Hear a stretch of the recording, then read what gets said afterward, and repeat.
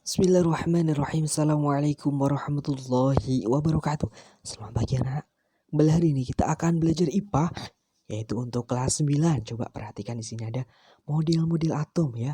Punya Dalton, kemudian Thomson, Rutherford, Bohr, dan mekanik kuantum. Jadi hal ini berkaitan materi hari ini mengenai atom, partikel, penyusunnya ya. Nah ya, ini adalah atom dan partikel penyusunnya ya. Dia kita bahas atom, sering ya mendengar kata atom. Jadi kita bab 8 kita akan membahas mengenai partikel, penyusun materi, dan penggunaannya dalam kehidupan sehari-hari. Namun kita akan fokus ya, bagian-bagian yang dipelajari ada 3, tapi kita akan fokus pada subbab A, itu partikel penyusun benda mati dan makhluk hidup. Nah, di sini pada bagian yang benda mati penyusun, partikel penyusun benda mati dan makhluk hidup, ada molekul, benda mati dan makhluk hidup, dan atom dan partikel penyusunnya. Ya, sering mendengar kata atom ya. Apa itu atom? Atau materi dulu ya sebelumnya. Kelas 7 kalian sudah membahas mengenai tentang adanya klasifikasi materi. Semua yang ada di sekitar kita merupakan materi. Apa itu materi? Yaitu segala sesuatu yang memiliki massa dan menempati ruang. Misalnya adalah buku. Buku tersusun dari apa? Lembaran-lembaran kertas. Nah, jika salah satu lembar kertas itu disobek dari buku dan dihancurkan menjadi serpihan kecil menggunakan gunting. Nah, apakah kalian masih dapat melihat serpihan itu? Nah, masih ya. Namun, dapatkah serpihan itu dihancurkan menjadi bagian yang lebih kecil lagi? Nah, seperti apakah bentuk bagian yang terkecil dari serpihan itu? Yuk, untuk menjawabnya kita akan belajar mengenai atom.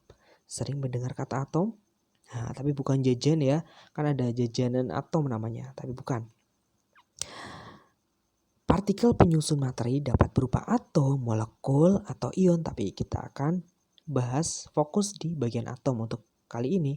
Nah, atom terdiri atas inti atom yang positif yang dikelilingi oleh elektron-elektron yang berupa bermuatan negatif.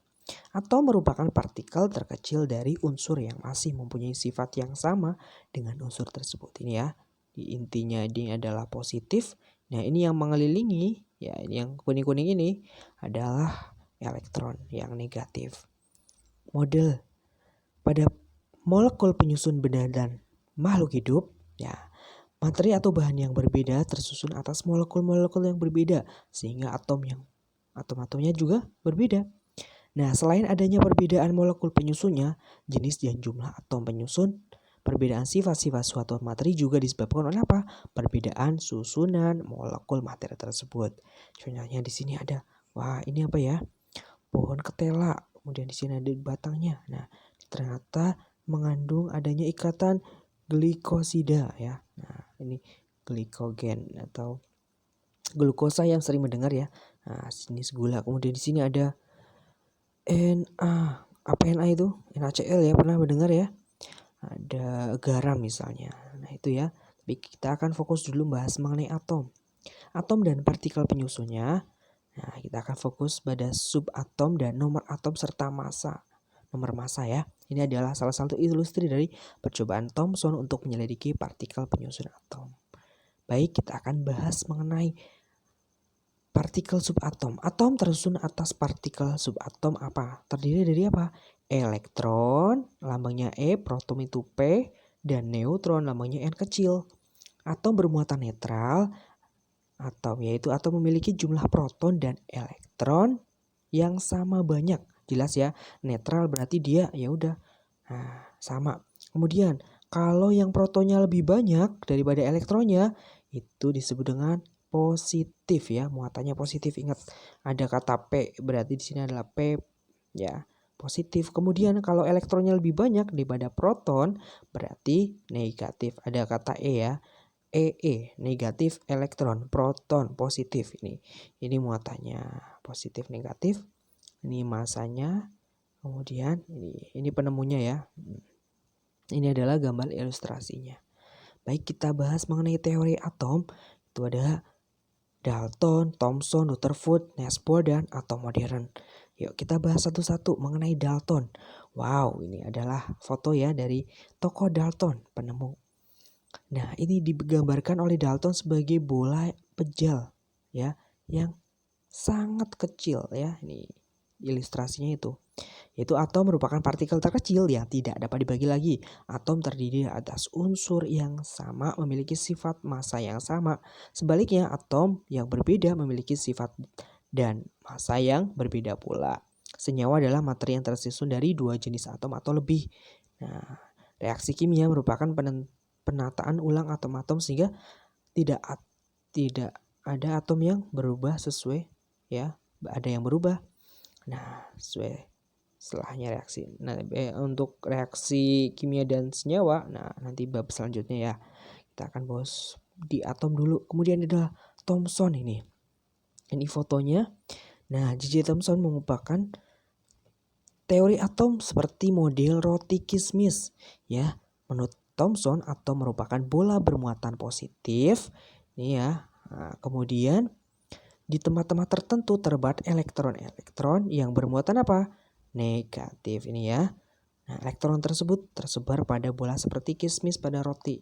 Nah, kalau kita ya di Indonesia sering makan kalian onde-onde, ya di sini kan ada bintik-bintiknya ya. Nah, ini diibaratkan ada muatan positif dan negatifnya, itu ya. Nah, kalau kita di Indonesia ibaratnya kalian makan ya kalau kismis kalau di Indonesia adalah onde-onde. Nah, sering makan ya. Nah, itu. Kemudian ada teori Rutherford. Nah, ini fotonya. Menurut Rutherford, atom terdiri atas inti atom yang bermuatan positif ya. Jadi intinya bermuatan positif, intinya itu mengandung apa? Massa atom, yaitu inti atom merupakan muatan positif dan pusat dari massa ya, dan dikelilingi oleh elektron-elektron yang bermuatan negatif. Ingat ya, kalau elektron jelas negatif seperti model tata surya ini, perhatikan videonya. Nah, ini ya elektronnya mengelilingi, di dalamnya itu ada inti, proton dan neutron atau nomor massa ya. Ini ilustrasinya. Kemudian ada teori atom Niels Bohr, merupakan ini tokohnya ya. Atom terdiri atas inti atom yang menjadi pusat massa atom dan pusat muatan positif. Ini pusatnya ya. Sementara itu elektron bergerak mengelilingi, ini elektronnya negatif ya. Nah, kemudian elektron itu mengelilingi inti atom pada lintasan-lintasan tertentu atau namanya adalah lintasan orbit.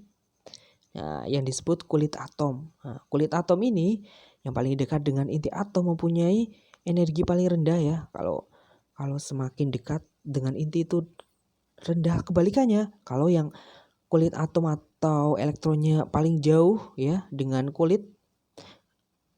inti ya maka kulit tersebut mempunyai energi yang tinggi. Apabila elektron berpindah ke kulit atom lebih luar, elektron akan menyerap energi ya. Apabila elektron berpindah ke kulit atom lebih dalam, elektron akan memancarkan energi. Sementara itu, apabila elektron berada dalam keadaan stasioner, apa artinya?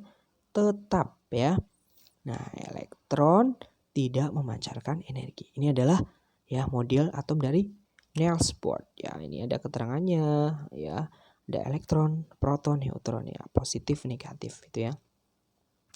Nah, terakhir adalah teori atom modern yang dikemukakan oleh Erwin Schrödinger ya. Dalam teorinya, Schrödinger mengungkapkan bahwa atom terdiri atas partikel subelektron. Ada 3 apa aja? Sama ya, ada elektron lambangnya E, proton P, neutron lambangnya N kecil. Elektron mengelilingi inti atom dengan kecepatan cahaya. Elektron tersebut digambarkan seperti awan elektron. Kedudukan elektron dalam kulit atom tidak dapat ditentukan secara pasti, tetapi hanya dapat ditentukan oleh ya kebolehjadian ditemukannya elektron. Ini adalah gambar ilustrasi dari teori atom modern. Kemudian ada namanya nomor atom dan nomor massa. Ini perhatikan ada X itu ada lambangnya, A ini adalah nomor massa, yaitu jumlah proton ditambah neutron. Z yang bagian ini adalah elektron boleh. Ya, kalian bisa menyebutnya dengan nomor atom bisa atau elektron. Ada 3 ya. Ya, contohnya di sini ada oksigen 16 dan 8. 16 ini apa? 16 adalah nomor massa. Kemudian 8 ini bisa nomor atom, bisa elektron, juga bisa proton. Nah, satu lagi namanya neutron kan tadi ya. Ya, neutron itu nomor massa dikurangi nomor atom atau bisa dikurangi proton atau elektron. 16 dikurangi 8 berapa? Ya, jawabannya adalah 8. Ingat ya, neutron ini nomor massa dikurangi nomor atom atau elektron bisa. Kemudian ada jenis-jenis atom ya. Nah, atom-atom isotop ini berarti kata kuncinya nih. Yang sama ini adalah nomor atom dan protonnya. Nomor atom itu mana yang bagian bawah kan? Nah, 6 dan 6 ya. Kemudian nomor massanya berbeda jelas. Nah, kemudian kalau isoton berarti memiliki jumlah neutron sama. Neutron tadi gimana caranya? Ini ya, nomor massa dikurangi nomor atom. Nah, ini 31 kurangi 15, 16. Kemudian 32 kurangi 16 ya juga 16 sama ya. Isobar berarti ini kata kuncinya isobar berarti nomor massa. Nomor massa yang bagian mana? Atas ini ya.